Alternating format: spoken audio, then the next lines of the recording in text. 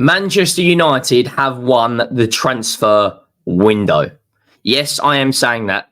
The business they've done in terms of incomings and outgoings this month has been very, very, very good for the first transfer window under Ineos. I think they've really brought in some good players who fit the system. It's now over to Eric Ten Hag. Make sure you go down, hit that like button if you haven't already. The road to 25,000 subscribers is well and truly on. We are less than 500 subscribers away from 21,000.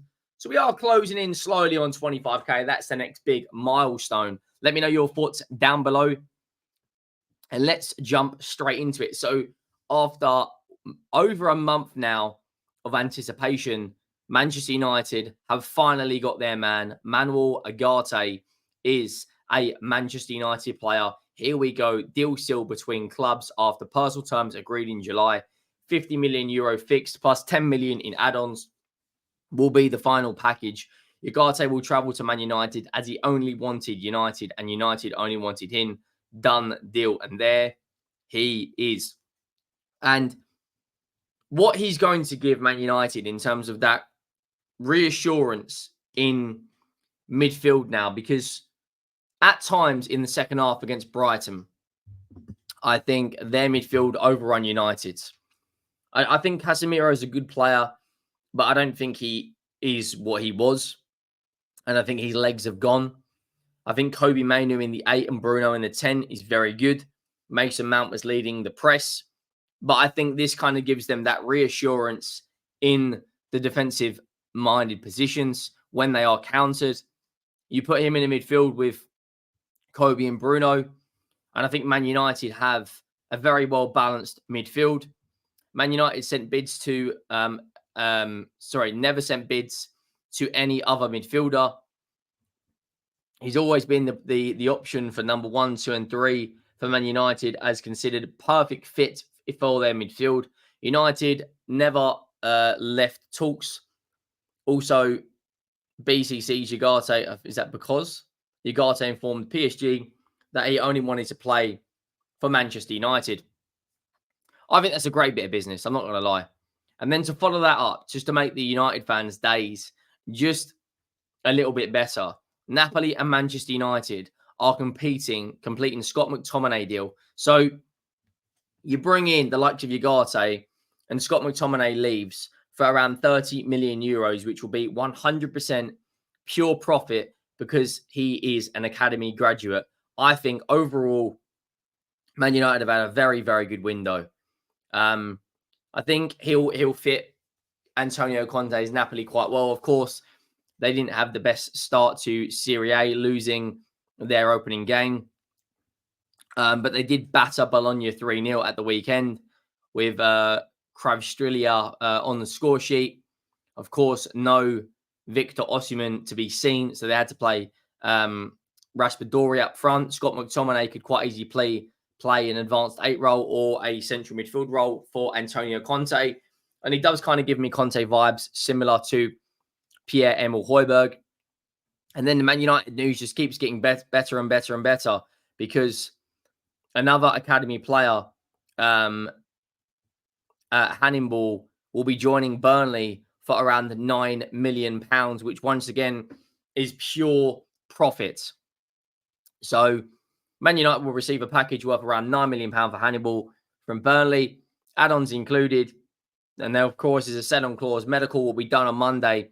Now time for documents. I think Man United genuinely have done very, very, very good transfer business. I'm not going to lie. I really do. You know, outgoings, the likes of McTominay and Hannibal, 2 academy graduates. You know, could we potentially see Jadon Sancho, the next player?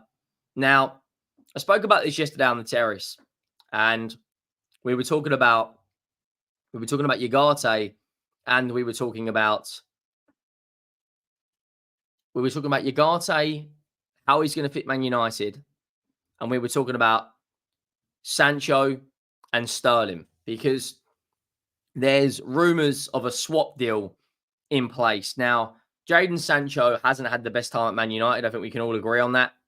I think overall, his best football he's played has always been in Germany.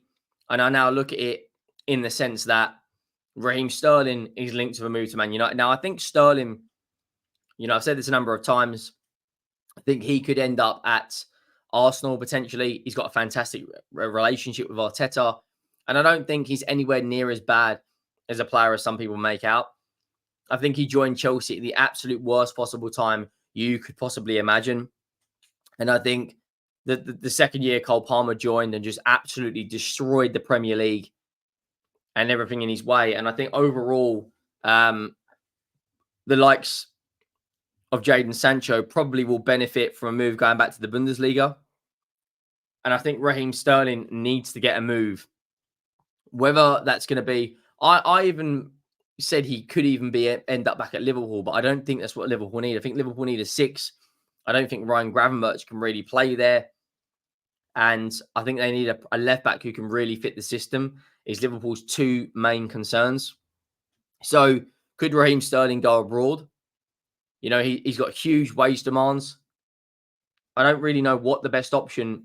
I think the best option for Man United is to stay away from Sterling. And I think the best Chelsea option is to stay away from Sancho. I think both clubs don't need either of these players. So where could they end up? Could Jadon Sancho go back to Dortmund? Could Raheem Sterling go to Italy or Spain or Saudi? Let me know your thoughts down below. But as it stands right now, I think United have had a very good transfer window. I think Ugarte, when they've got a fully fit team, I think the likes of De Ligt has to start this weekend against Liverpool. There's no more giving him 10-minute cameos here or there. Of course, Liverpool looked very good against Brentford. Nearly 20 shots on goal. Absolutely battered them for possession, shots on target, corners, every metric you could possibly imagine. And Man United lost at the death against Brighton. So for me, Brighton is going to be a tough test when they play Arsenal. But I think Arsenal would quite easily dispatch them in the areas which Man United didn't, which was that midfield area. I think by then Arsenal had Mikel Merino over the line. For Man United, of course, last year they beat the likes of Liverpool at Old Trafford. But it's going to be the next few games of Manchester United is going to really define what I think we'll see this season is, can they go compete with the big boys now? Brighton was, on another day, Man United really go out there and they put 3 or 4 goals past the Brighton team. But in the next 8 games, Man United have got Chelsea, Liverpool, Aston Villa, Tottenham, and West Ham away. Plus, they'll have Europa League fixtures. So rotation is going to be incredibly key. I want to see Ugarte, if he's registered in time, I want to see him in that against that Liverpool match. And I also want to see, like I said, De Ligt give him more than a 10-minute cameo. If they can get Jadon Sancho over the line, of course, the transfer window shuts on Friday. We've only got 3 days remaining. So, the football's going to come very, very fast. This is the last game of the Premier League, game week 3, and then we go into an international break. So, let me know your thoughts down below. Will Man United beat Liverpool? How will Ugarte fit in the system? I think he's going to do very, very well. People coming out saying he's not a technical good player, this and that. I think he's in the team. He's going to be in the team to purely break up play. I also think a lot of fans are going to be bitter and jealous when it comes to Manchester United this season. Make sure you drop a like. With regards to Jadon Sancho, Juventus apparently are interested. Apparently, Raheem Sterling is now on the radar of Arsenal.